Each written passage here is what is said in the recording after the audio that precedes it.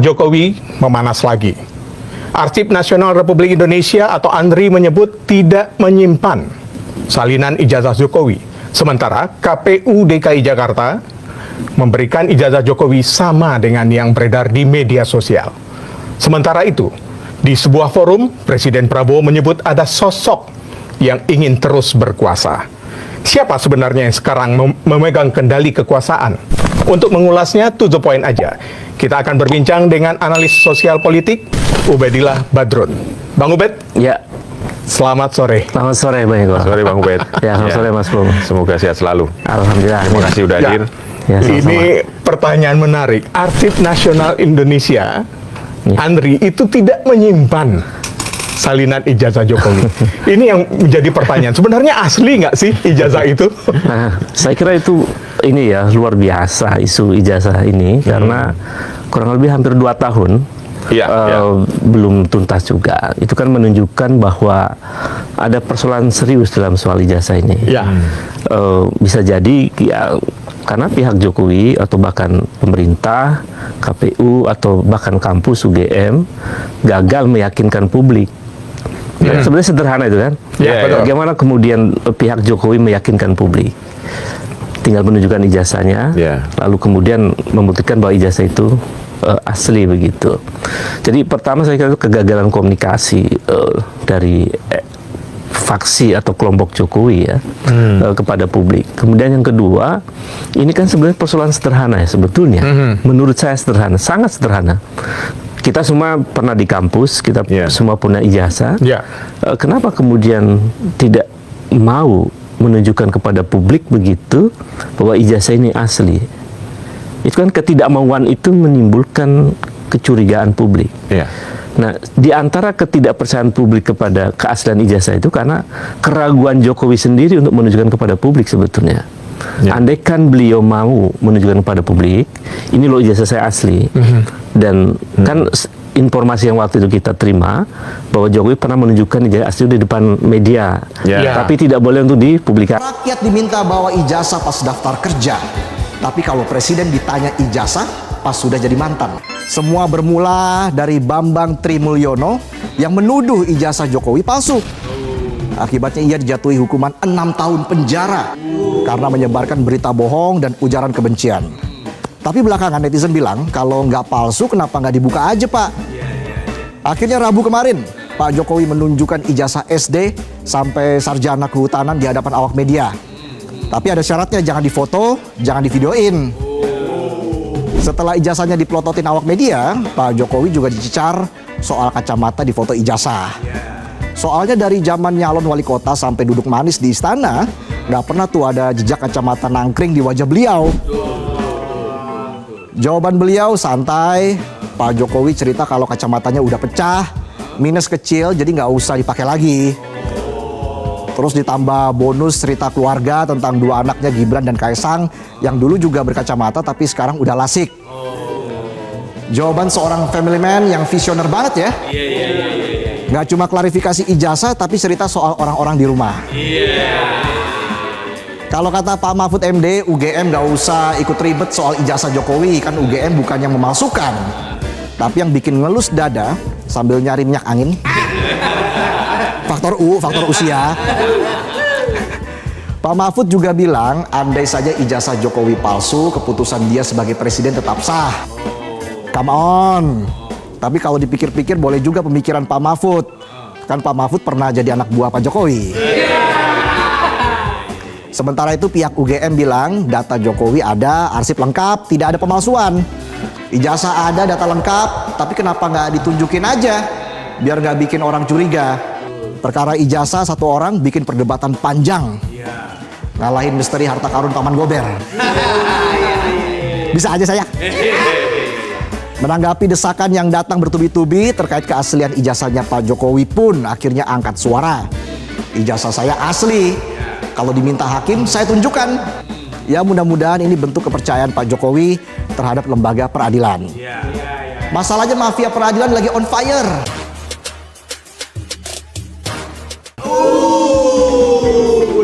Jakarta keren.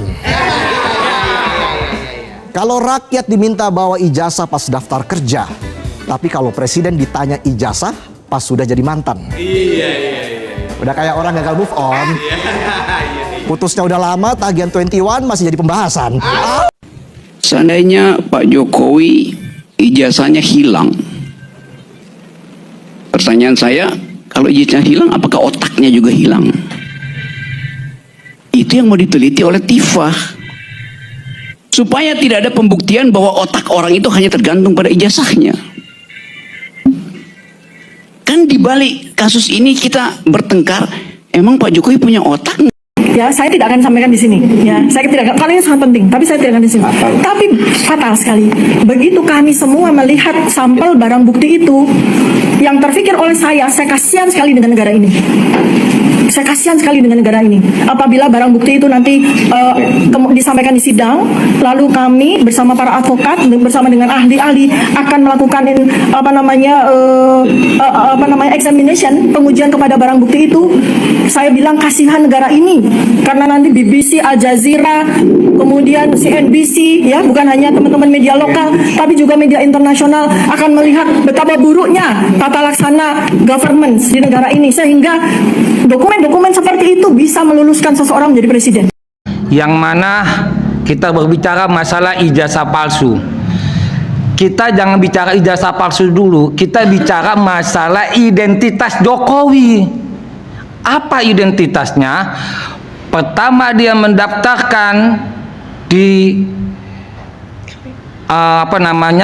sebelum presiden, wali kota itu pangkatnya DRS. Ini kita terus jauh-jauh, kita menyimak logika aja nih kita nih, ya, kepada semua pemirsa, kepada semua rakyat, terbuka kalian semuanya nih, ya, jangan kalian bohong-bohongin rakyat lagi, ya. DRS begitu mendaftarkan presiden jadi insinyur, dari mana asalnya? Dari mana asalnya? Si tukang kayu menjadi insinyur. Jadi memang kalau buat perabotan memang bisa dirubah-rubah, tapi identitas jati diri tidak bisa dirubah. Kepalsuan dan kebohongan Jokowi ini udah luar biasa. Pertama, kebohongan yang menjanjikan SMK mobil 6.000 unit, semuanya tidak ada.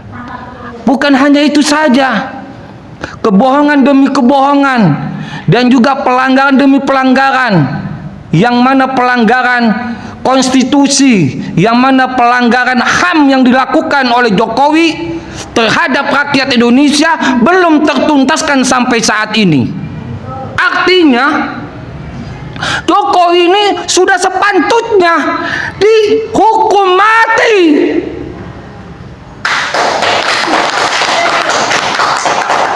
Sudah sepatutnya dihukum mati. Kenapa? Karena dia menyengsarakan semua rakyat Indonesia, dan pelanggaran-pelanggaran yang dilakukan oleh Jokowi tidak pernah tersentuh. Kepada Kapolri kami menghimbau, ya, Bapak pasti akan mati, Pak. Ibu rektor pun juga pasti mati.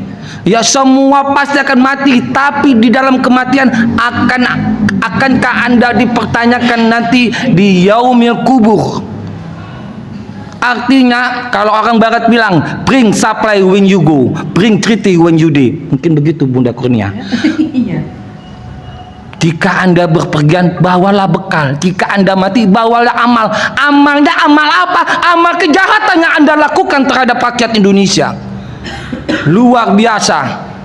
Kalau Anda melakukan, jangan salahkan rakyat Indonesia. Makanya Indonesia menjadi gelap, bertajuk pelanggaran-pelanggaran hukum yang dilakukan oleh para aparat-aparat yang memang sengaja, yang memang diberlakukan, ya, yang memang sengaja dilakukan secara terang menderang. Itu pelanggaran-pelanggaran itu seharusnya mereka sadar, terutama kepada Pak Kapolri. Sudah tahu Joko Widodo itu bersalah, harusnya ditangkap, bukan dibola-bola rakyat ini, sehingga hukum hukum-hukum di Indonesia ini sebagai lawyer-lawyer TPWA ini berarti benar. Berarti polisi menertibkan yang mana hukum itu berlaku tanpa pandang bulu. Saya rasa itu saja ya. Karena saya menghimbau kepada rakyat Indonesia, saya menghimbau kepada seluruhnya, para jawara, para tokoh-tokoh yang masih diam, dan juga para alumni, terutama kepada Pak Anies Rashid Baswedan, kepada siapa lagi? Kepada yang nomor 3 siapa? Bukan. Ganjar. Seharusnya dia meneriakkan bahwasanya Jokowi itu penuh dengan kepalsuan, ijazahnya juga palsu. Tangkap Jokowi, adili Jokowi, miskinkan Jokowi, cabut hak politiknya Jokowi. Sekian. Wassalamualaikum warahmatullahi wabarakatuh. Halo sahabat politik, selamat datang kembali di saluran ini. Pada kesempatan kali ini, kita telah bersama-sama menyaksikan sebuah tayangan cuplikan video yang sangat menarik dan syarat akan isu-isu kritikal. Sebelum kita membahas lebih mendalam mengenai dinamika dan isu hangat yang sedang menjadi sorotan publik saat ini, saya mengimbau kepada Bapak Ibu sekalian untuk berkenan memberikan tanggapan di kolom komentar serta menekan tombol subscribe. Hal ini sangat penting agar Anda senantiasa mendapatkan pembaruan informasi yang relevan, faktual, dan mendalam dari kami. Melalui cuplikan tayangan yang baru saja kita simak, terlihat jelas beragam respon serta pandangan kritis yang disampaikan oleh masyarakat netizen terkait polemik ini. Pada kesempatan ini, mari kita kaji dan ulas secara saksama beberapa poin tanggapan publik untuk memahami bagaimana aspirasi serta pandangan dan yang berkembang di tengah-tengah masyarakat kita. Poin pertama, aspirasi penegak hukum dan keadilan. Akun Sutarto merespon dengan tegas mendesak pihak berwenang untuk melakukan penindakan hukum terhadap keluarga pihak terkait secara adil dan transparan. Akun Petangko menyatakan dukungannya secara penuh terhadap gerakan penegak kebenaran dan keadilan demi kepentingan umum. Akun Masadi menyampaikan harapannya agar tatanan pemerintahan yang dinilai tidak berpihak kepada rakyat dapat segera direformasi secara mendasar. Akun Arifin menegaskan pandangannya bahwa seluruh bentuk kebohongan publik pada akhirnya akan terungkap, seraya mengecam pihak-pihak yang dianggap telah merusak tatanan kehidupan berbangsa dan bernegara. Poin kedua, kritik terhadap tata kelola dan pengawasan aparat. Akun Shopping yang Irfan menyoroti aspek kesadaran publik yang kian meningkat. Mereka menekankan bahwa masyarakat saat ini semakin cerdas dalam menilai situasi politik yang tidak mudah terpengaruh oleh pembagian bantuan sosial secara mendadak. Akun Mardian dari Bengkulu serta akun Sriono memberikan kesentilan tajam terkait simbol-simbol kekayaan atau perlindungan fisik yang diduga digunakan untuk menyembunyikan aset hasil tindak pidana korupsi. Akun Saji Iman Sutrisno dan Bambang Sukisno secara berurutan menyuarakan pentingnya tindakan nyata untuk membongkar fasilitas tersembunyi yang diduga menyimpan dana hasil korupsi, menyita seluruh aset negara yang disalahgunakan serta mengembalikan supremasi hukum di tanah air. Poin ketiga, harapan reformasi dan kesadaran bernegara. Akun Martiana dan Bunga Matahari menyampaikan keprihatinan mendalam atas dugaan pemborosan anggaran negara demi kepentingan kelompok tertentu, seraya mendoakan agar perjuangan bangsa Indonesia senantiasa mendapat perlindungan Tuhan Yang Maha Esa. Akun Bung Julius dan Rosmani Manggasari Wahid Pentingnya pemahaman seluruh elemen masyarakat mengenai kondisi bangsa saat ini.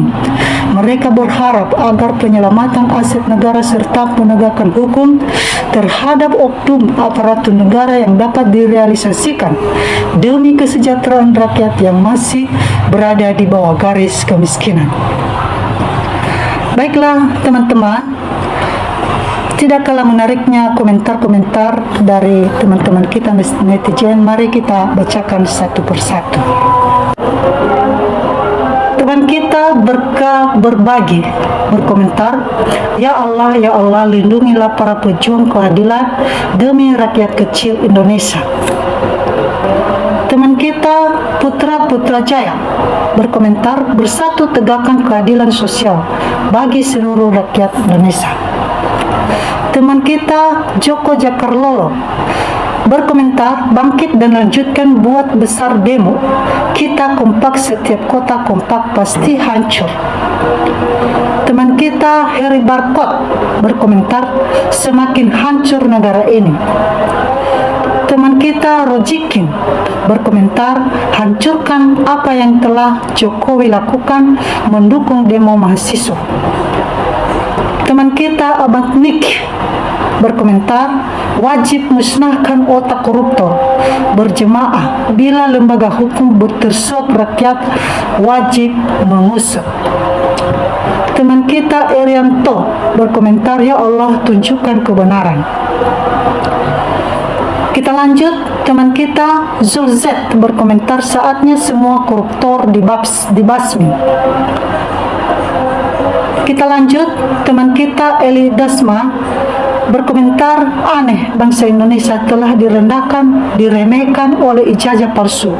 Di mana harga diri negara ini? Teman kita Fatima Salzarwah berkomentar, mantap bos, duitnya di bunker. Teman kita Sri Tuti berkomentar, sabar ada batasnya, biar paham seperti apa kondisi rakyat saat ini. Teman kita Soeharto berkomentar, yuk bergerak sekarang, rakyat untuk kemajuan negara.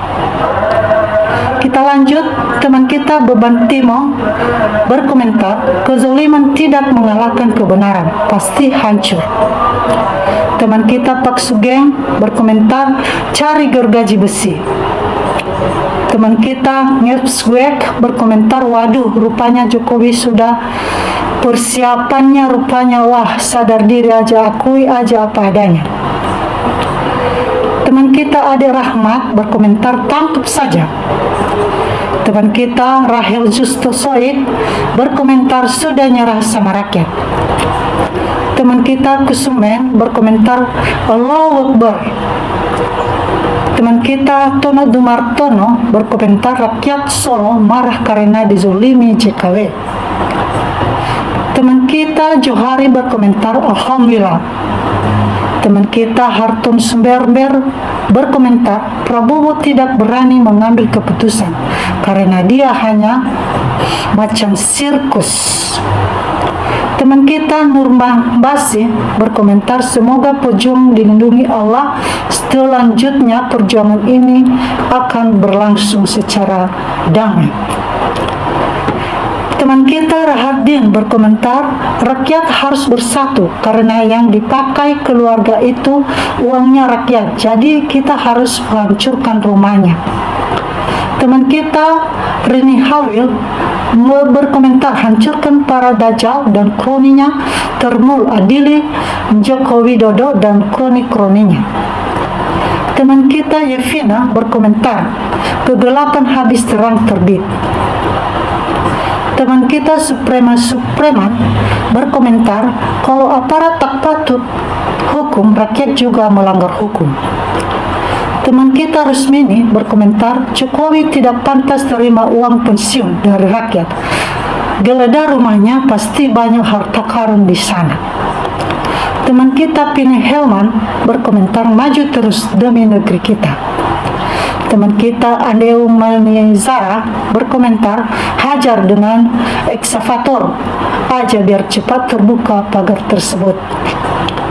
Teman kita Bambang Dipresetio berkomentar, alhamdulillah jika Joko Widodo benar-benar didemo, kalau bisa seret sampai mulutnya sekalian nggak bisa ngomong soal ijazah. Teman kita Ilham masih Nojo berkomentar, buka bunkernya, kalau aja ada duitnya ambil bagian-bagian, hancurkan semuanya. Teman kita Mau Naon berkomentar, wih mantap banget tuh, oke Solhib dan tidak kasihan. Teman kita Masa Jutnya berkomentar, perjuangan kebenaran, semoga sukses dan lancar, seret Jokowi perusak bangsa. Teman kita Nursid Gultom berkomentar, akhirnya terjadi juga. Teman kita Koko Wiharsono berkomentar, turunkan Prabowo. Teman kita Darso B berkomentar, susah amat sih ngadilin orang satu ini. Teman kita Warwoyono berkomentar, lawan semua bentuk kezaliman. Teman kita Muadin Caca berkomentar, setuju banget. Teman kita Bang Dodidoni berkomentar, lanjut terus generasiku. Teman kita Prapisnono berkomentar, hancurkan. Teman kita Saflia berkomentar, lindungi mereka ya Allah. Teman kita Siti Warsida berkomentar, sehat selalu pejuang bangsa. Teman kita Wula Wulayan berkomentar yang luar biasa, seorang mantan pejabat seharusnya punya moralitas yang tinggi, apalagi seorang mantan presiden. Teman kita Pak Tartanan berkomentar, betul, berefort terus biar kapok.